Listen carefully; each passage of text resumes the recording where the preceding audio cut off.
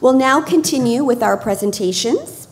I would like to introduce our next presenter, Yosef Nasimi, Diversity Coordinator at Surrey RCMP. The Diversity Unit is tasked with enhancing Surrey RCMP's ability to connect with the city's diverse communities, including internal training to raise awareness around diversity and cultural sensitivity, as well as external education to raise awareness around policing. Please help me welcome Yosef.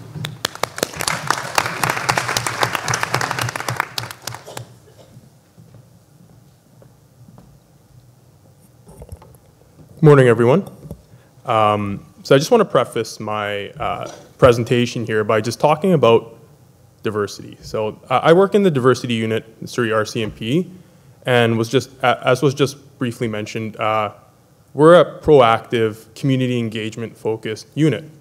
And I want to preface by just defining what diversity means to the Surrey RCMP. So when we talk about diversity in the Surrey RCMP, we talk about not only acknowledging differences in individuals, whether talking about languages, ethnicity, beliefs, but as well as gender and socioeconomic differences. We talk about those differences, and we talk about celebrating those differences as well. And I'll briefly speak about some of our initiatives and some of the things that we're involved in that highlight our commitment to that diversity. So just a little bit about Surrey as well, to give you a background on why it is we do what we do and where we're at with kind of the status of our work. So Surrey is geographically the largest city in all of Western Canada, and it's also one of the most diverse ethnically. So with about 50% of residents identifying as being visible minority. So that's quite a large number of residents when you consider that Surrey's population is currently estimated at being over 500,000. And that's just an estimate. We haven't had it's been a while since the last long form census was done, so most best guesses are somewhere around 500,000. So we have quite a large population, and when we're talking about discrimination or hate, you have a large segment of the population that it could affect. So how as a unit do we tackle this issue? Well, primarily it's community engagement, proactive community engagement. So we do a lot of outreach to religious centers and cultural centers, especially in the wake of the tragedy that happened in Quebec. We've been doing our best to reach out to our partners, as well as maintain connections to our partners as well. And when I say our partners, I refer to a lot of nonprofit agencies that work with newcomers, a lot of whom I see are in the room right now, as well as our partners who facilitate religious centers and cultural centers around the city. We're also involved in a lot of multi-agency type committees where we hear out what different agencies in the city have to say, or some of the concerns that they're seeing, and we take that and we apply it as well within our organization.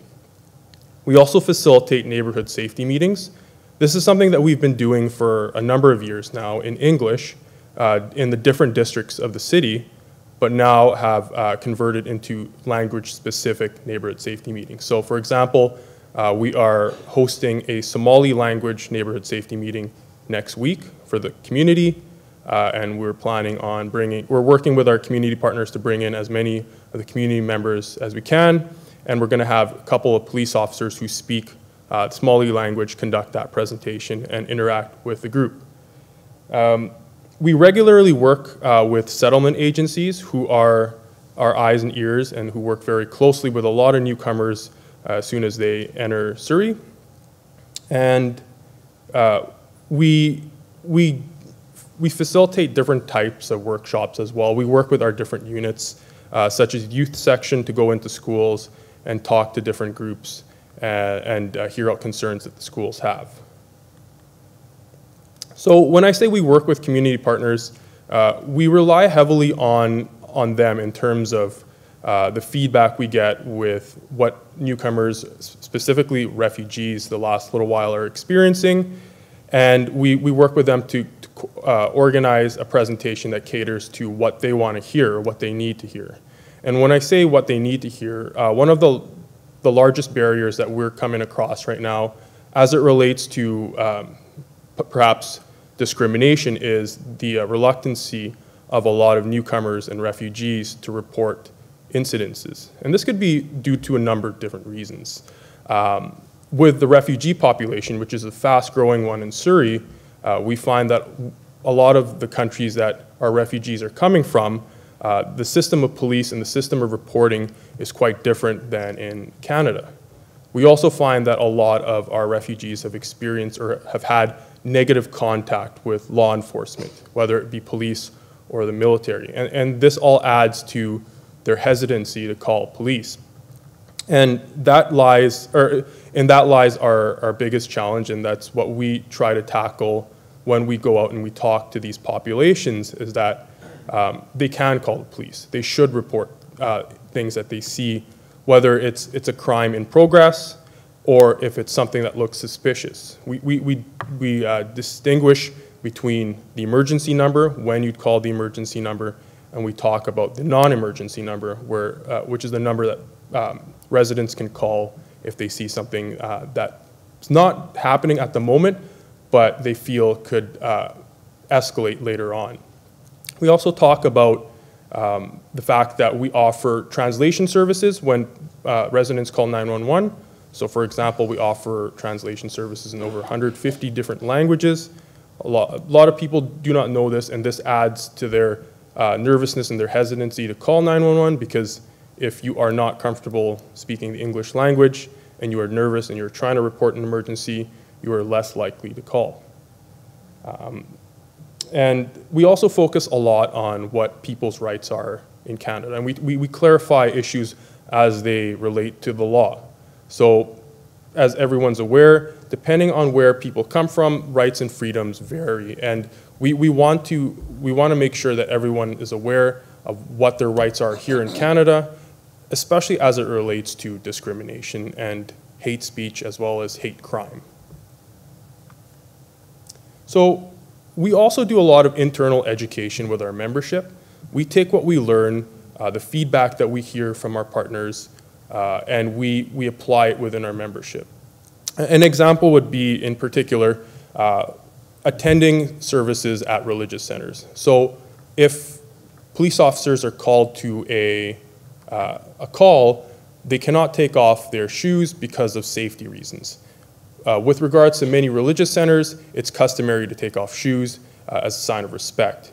And we were running into an issue with police officers having to go into these religious centers to attend calls and not be able to take off their shoes. So this was feedback that was relayed to us by the community through several of the religious centers. And in turn, we did communicate this message to our membership. Obviously, police officers still can't take off their shoes, but explaining it goes a long way rather than just walking in. And it's the same thing as attending calls, coming into somebody's home. Police officers cannot take off their shoes, and it's because of safety reasons. Most people, upon finding out the reason, are okay with that. But it's just that explanation and that clarification that a lot of people need. And we also update our membership on community events and cultural events that are coming up in the city, so that they're aware of what's happening and why these things are happening, and giving them a little bit more of a backstory to these events, the Saki, Ramadan, Eid. And we do a lot of internal postings with regards to these events, as well as the communities and culture. So members are aware when they go out on the road of what to expect when maybe dealing with newcomers and where they're coming from. So I talked a lot about reporting, whether to 911 or non-emergency, and I also want to just clarify for those of you who do work with newcomers or refugees, or those who might be potentially affected by hate speech or hate crime, and that anything that is said or that they feel is out of bounds can be reported. And 911 is obviously the emergency number. anything that's happening that's of a serious nature should be called in right away. We often tell the people that we work with that if they do not report, we often do not know. Although Surrey is the largest detachment in Canada with over 800 members, we can't be everywhere at all times. So the public and the community are our eyes and ears, and that is basically, with regards to anti-discrimination, that is the message that we want to get across, is that please let the community know, and please feel like you can report anything that you see to the police. Thank you.